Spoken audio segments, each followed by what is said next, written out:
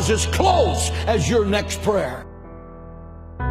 Prayer is the weapon that God has given His children to wage war in the heavenlies. Church of Jesus Christ, stop whining about the attacks on your life by the prince of darkness and put on the whole armor of God in Ephesians 6. Attack, and then attack again, and then attack again, and crush him and drive him out of your life. If it seems to be hopeless, pray, because God answers prayer. Moses prayed, and the sun was arrested in its courses by the hand of God as Joshua crushed the enemies of Israel. Elijah prayed, and forked tongues of fire laced across the heavens and consumed the sacrifice soaked with 12 barrels of water.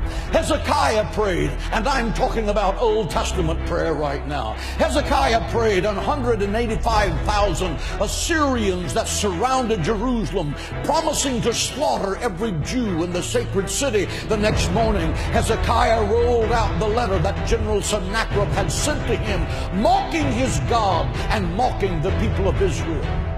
He pulled out his secret weapon, prayer. He laid that letter before the Lord and said, God, your honor is at stake. Let God arise and let his enemies be scattered. Your word said, he that keepeth Israel neither slumbers nor sleep. And that night, the death angel from heaven came and swept through the camp of the Assyrians. He smote the sentry standing at his post. He smote the infantry slumbering in their tents. He smote the generals as they made their battle plans to destroy the sacred city.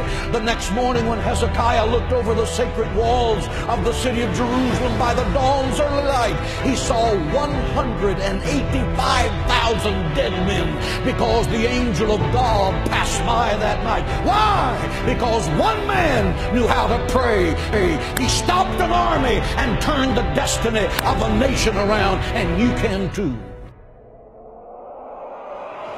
Because Satan is a defeated foe. Christ has given you the keys of death, hell, and the grave. You are a child of God, and the royal blood of heaven is flowing in your veins. You are destined to be more than a conqueror through Christ. Think like it, act like it, and talk like it every day of your life. And believe that God can do the impossible. Jesus said, my house shall be called a house of prayer. If you want power with God, learn to pray. If you don't know how to pray, you will never be successful. I have preached the gospel of Jesus Christ for 44 years.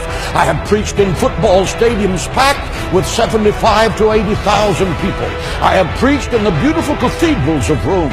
I have preached in the mud huts of third world nations. I have preached to millions of people around the world by radio and television. Why did it happen? It happened because my mother went to war with the devil for my soul in her prayer room, and the devil lost. She prayed me out of the fires of hell and into the gates of heaven. Prayer works. Try it.